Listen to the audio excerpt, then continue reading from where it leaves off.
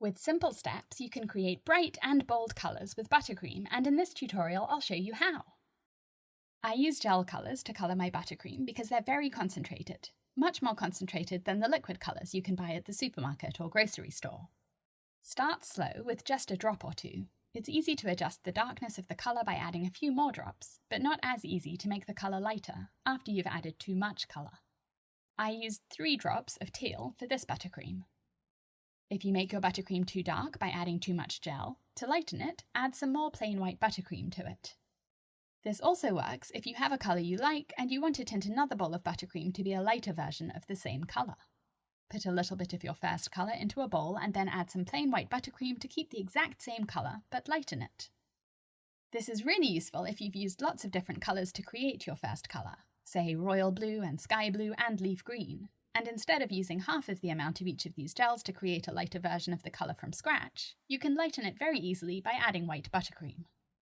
If you're enjoying this tutorial, please click the thumbs up button to like it and subscribe to my YouTube channel for a new cake decorating tutorial every week. To make a specific colour, start with the colour that's closest to that colour. So for a raspberry colour, I'm starting with pink. If there's another colour that's obviously part of the colour you're trying to make, add that next, just a tiny amount at a time. I'm adding just 1 drop of red. Then think about whether you want the colour to be warmer or colder. Warm colours are yellow, orange, red and pink, and cool colours are green, blue and purple.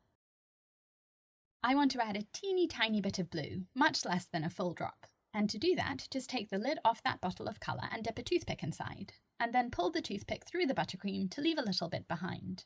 You can add the rest of the gel that's on the toothpick later if you need to add more. Don't panic if you don't get the right colour straight away, because you can keep tweaking it until you're happy with it. I'm adding a few more squeezes of pink until I make the colour I want, but a lighter version of it.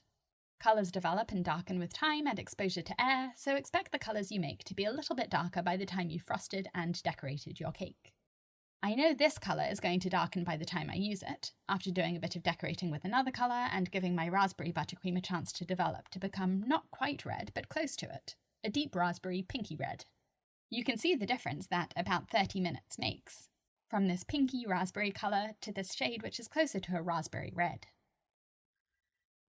You can mix colours to create every shade imaginable, with different numbers of drops of each colour, and I share the drop counts for 43 different colours in my online course on the basics of buttercream, with exactly how many drops of the basic colours you need to use to create particular colours like olive, slate, copper, lavender, salmon, and neon green.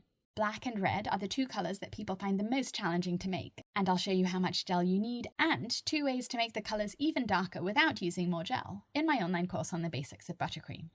In the Basics of Buttercream course, I also teach how to make buttercream, store it, and use it for lots of unique techniques. The link to my online cake school is in the top of the screen and in the description below this video. Thanks for watching!